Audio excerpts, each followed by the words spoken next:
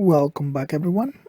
Today we'll be discussing the Fire Emblem FEH Channel that just happened. We'll be going in order of things as they got revealed. We'll talk about all the new updates, everything that was announced, and then our thoughts on it. So let's begin.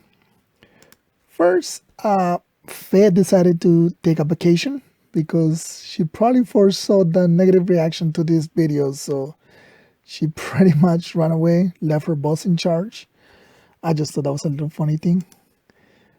Next, we have the Choose Your Legends result, or Choose Your Three Houses, because it's basically, as we expected, three houses sweep. The results did not change from the overall midway results that we saw. So it just pretty much Edelgar, Laetitia for females, and Dimitri Claude for males.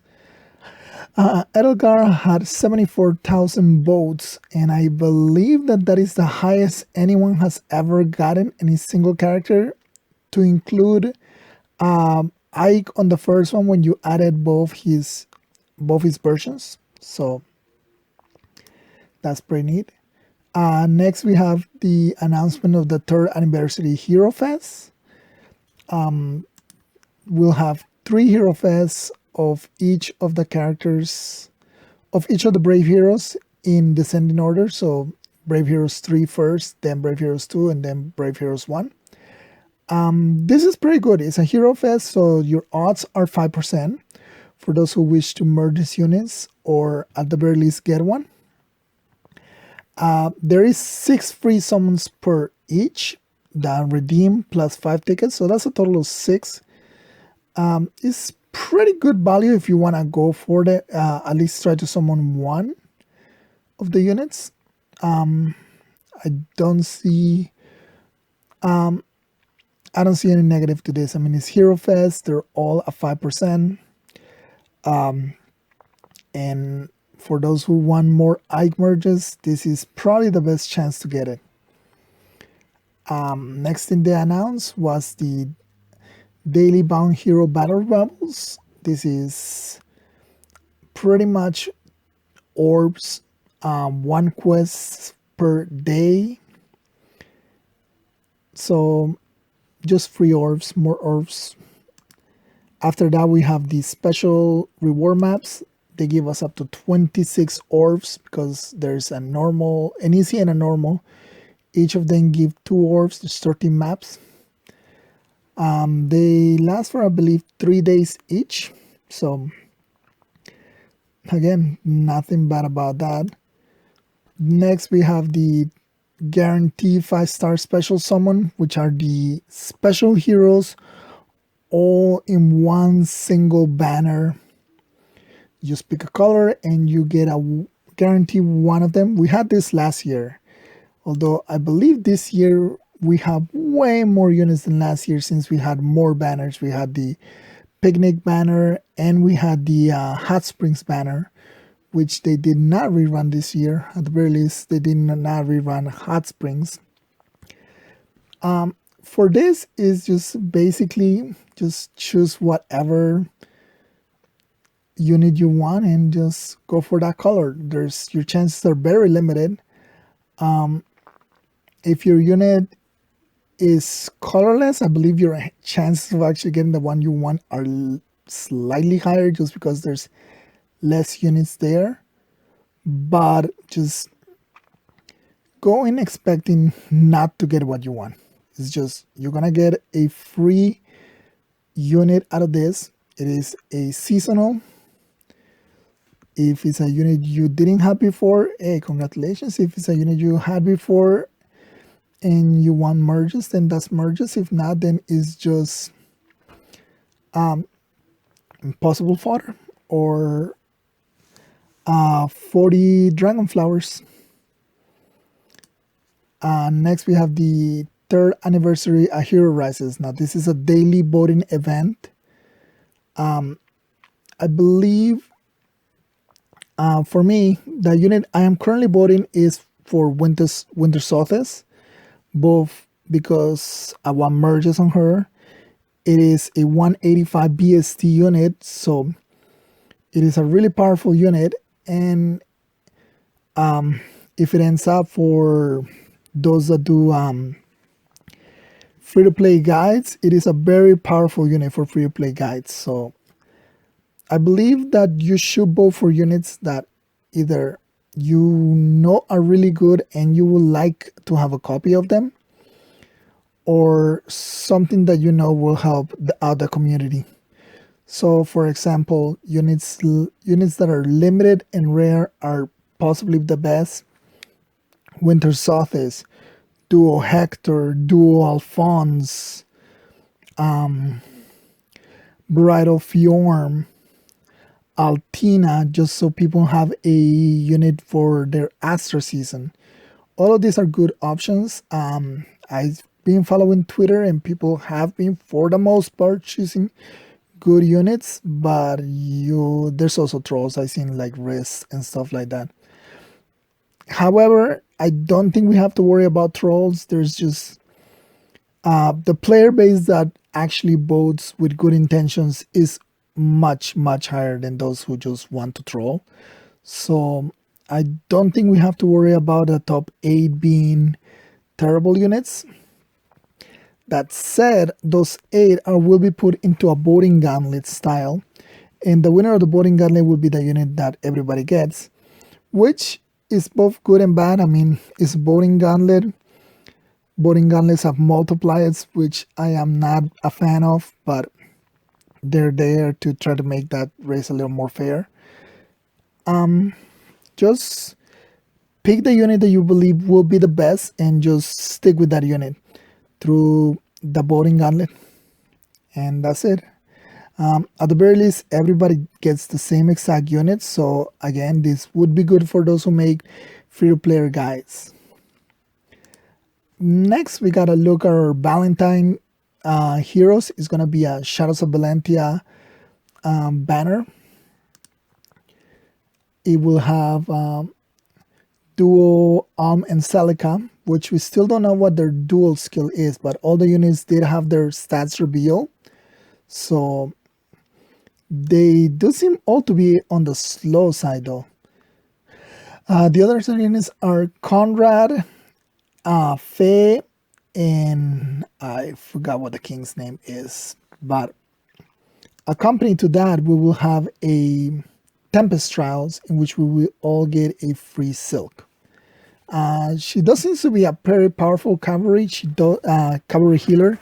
She has high defensive stats, but again, like I said, they seem to be all low speed units.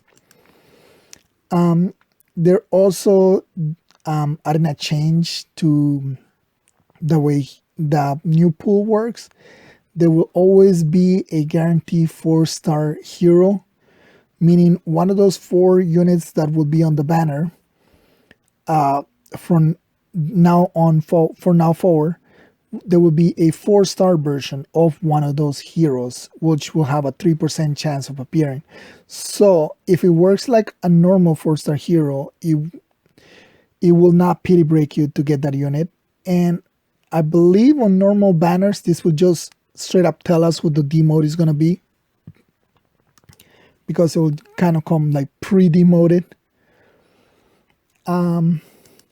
I'll skip the FEPAS talk for a little bit and I'll just move on to the Codex. Our ability to now create books. This is extremely good. It is what most people thought it was going to be, like to create books or maybe to get merges for heroes, which books can be both merges for heroes and fodder to fodder their skills off. So I guess this is kind of like the skill refinery people were asking, but not exactly. Is the closest thing. The way it's set up is there's paths, so there's certain units in that path with increasingly better and rarer skills. So for example, on the first one, we saw Spring Alphonse, followed by Yilger, followed by Spring Bruno, followed by New Year's Fjorm, and finally Summer Leviathan. Summer Leviathan has a mirror impacts, and impact skills are extremely powerful. On path 2, we saw Bright Oshida, Celica, Picnic Jenny, Spring Pala, and what's his name? Klein, not Klein, Cliff. He has a Fortress Def Res, and that is a skill that people really want a lot. So it's a very powerful skill. So the rarity of the skills increases as you go on the path. However, you don't have to finish a path before you can move on to another one. There will also be special red red pages that you can get, which will allow you to pick limited time heroes. So these ones will only appear for a short amount of time. And there's 5 stars and 4 stars of these ones. All the other ones seem to be 5 stars, but this one seems to be 5 stars and 4-star variations, which you can pick. We don't know if one single page gives you a single hero for this kind, or how many you'll need. Maybe the 5 stars are more than the 4 stars. We don't know yet. This will be on the update. But this ones, you don't have to follow a path. You can just pick the one that you want. Alright. Okay. And now we move on to the pass. So the FEH pass, there is 5 benefits, as they call it, to the FEH pass. The first one is the Resplendent Heroes. Resplendent Heroes are just kind of like upgrades to already existing heroes. The first one will be Lyn. I believe it's Lyn, Lady of the Plains.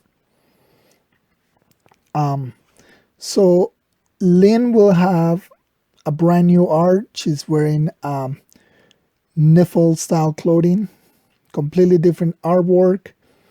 You can switch between the new artwork and the old artwork once you have them. And on top of that, she will get +2 to all stats. Now, some people are calling this the free-to-play unfriendly or going against free-to-play, but if they keep it to like Gen 1 units, at least for the time being, Lyn is a terrible unit at this moment in time. At this point in the game, Lyn is a terrible unit. Even if she's a +10 with +10 flowers,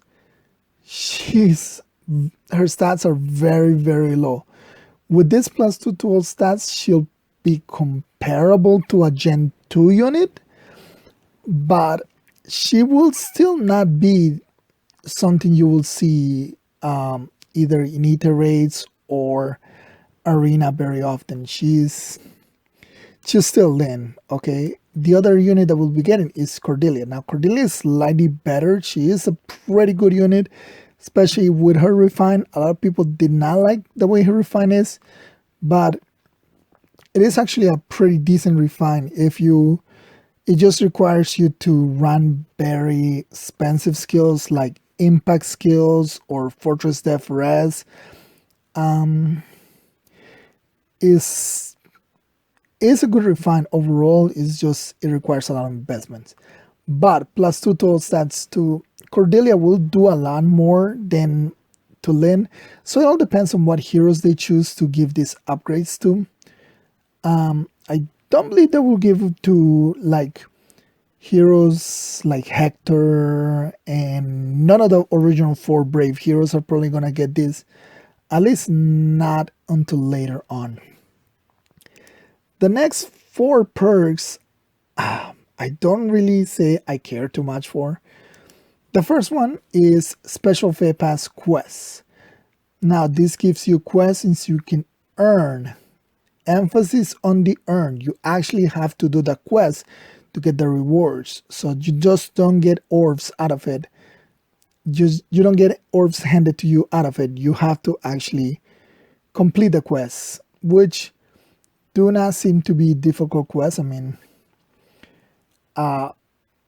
they just want you to defeat a foe here, defeat a foe there.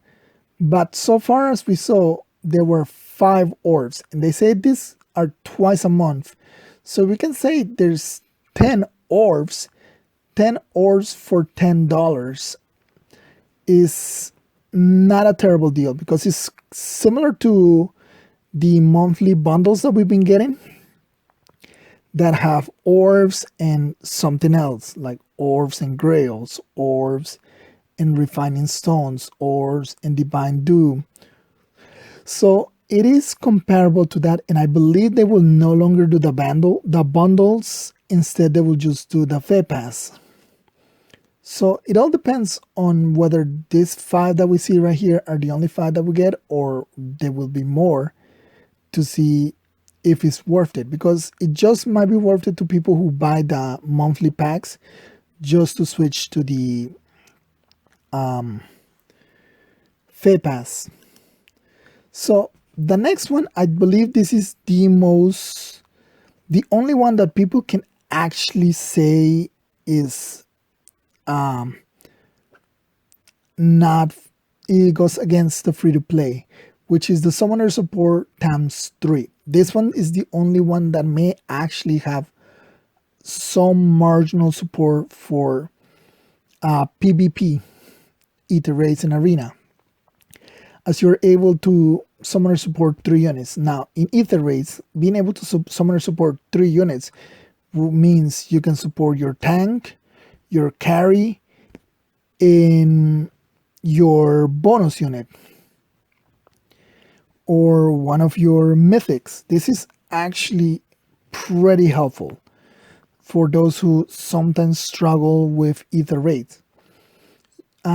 It will require you to do like some of us do right now, which is switch our summoner support every single week. But it is a substantial change. The HP mostly will help you avoid panic manners and stuff like that. So it is good for Ether Raids. However, because of the way it works, Ether Raids is... there are some defense teams that are just extremely difficult to beat. So it might help people like that have trouble, like infantry pulse teams that are the most common on it. Next, we got the React, and I just don't care about this.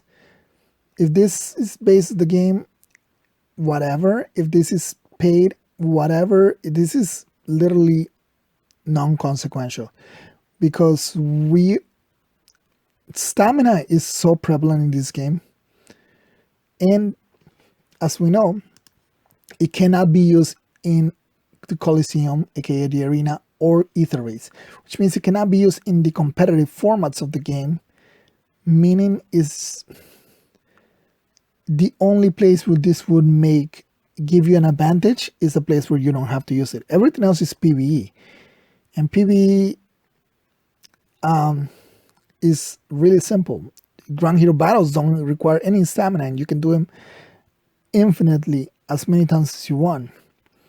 So it's very marginable, like what advantage you get. Like I said, this is really a non-issue. And then there's the auto start. People are having problem with the auto start. Like, they say this should be made base, but literally the only thing that this does is save you a few button presses. That is it. Like, this is only on where you're grinding, like Training Tower, Tempest Trials, Forging Bonds. Basically, that's it. This is just for grinding. Could it be made based on the game? Yeah. Is it okay to be locked behind a paywall? It's literally just saving you a few button clicks. It's non-consequential. So I don't have a problem with this one.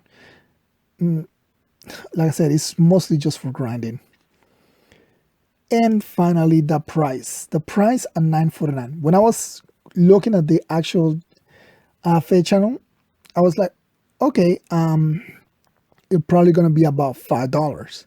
And if it was $5, I would have gone in blind, like, okay, no problem. I'll buy it every month. I mean, I buy most of the monthly packs that they do. like the bundles.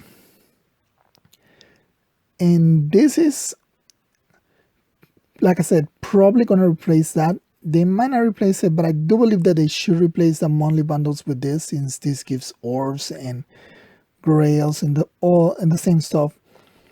But this is mostly for people who already buy orbs. It isn't for free to play players. And it's also, with the single exception of the summoner support, I don't believe that this will affect free to play players. Like, it's just not gonna hurt free to play players. So overall, I personally, I don't have a problem with the pass. I do believe 9.49 is a little on the steep side. I believe it was $5. It would probably not matter for half the people who are upset about it. Although I believe, I mean, people will get upset. People that were gonna get upset, they will get upset regardless. So yeah, I personally don't have a problem with that pass, but I do see why people have a problem with it. Other than that, the only last thing to say is that the next normal banner that we have will probably be a Three Houses banner, since Lysithea got this at the very end. This is regular Lysithea, not Brave Lysithea. So yeah, that's pretty much all I have to say about the FEH Pass and the FEH channel in general. Please let me know what you think about it. I mean, if you agree on any point I made or disagree, please let me know. I really want to hear people's opinion on this based on what I said. Like, now that you know, like, what's my opinion on it, how do you feel? Like, do you agree? Do you disagree? Just let me know. I'm really interested in hearing what you have to say. Other than that, thank you for watching, and I'll see you all next time. Bye.